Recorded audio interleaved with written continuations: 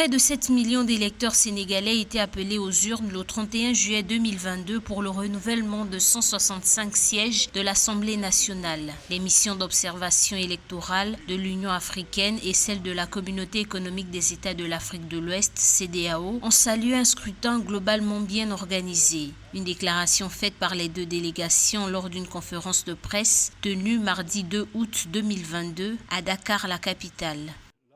Vous aurez pu constater que nous considérons que globalement, ces élections législatives se sont déroulées dans un climat apaisé et également nous avons pu observer que les procédures régissant le déroulement du scrutin ont été observées conformément au code électoral en vigueur au Sénégal. Nous avons vu également que bien que la participation était faible à l'ouverture, elle s'est progressivement améliorée en cours de journée. Et comme je l'ai dit, ce qui est important également à noter et à signaler, c'est la forte mobilisation des femmes.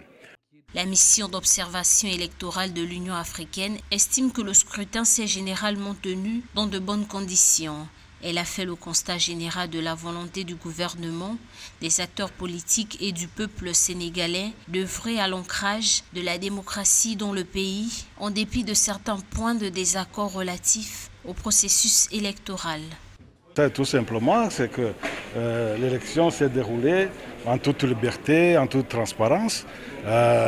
Si les uns et les autres gagnent de façon qui se rapproche, bon, ça sera le constat et donc la classe politique devra faire avec. Bien que les médias locaux et les principaux mouvements politiques égrènent depuis dimanche soir des résultats partiels, la proclamation par le Conseil constitutionnel des résultats définitifs du scrutin est attendue au plus tard vendredi 5 août.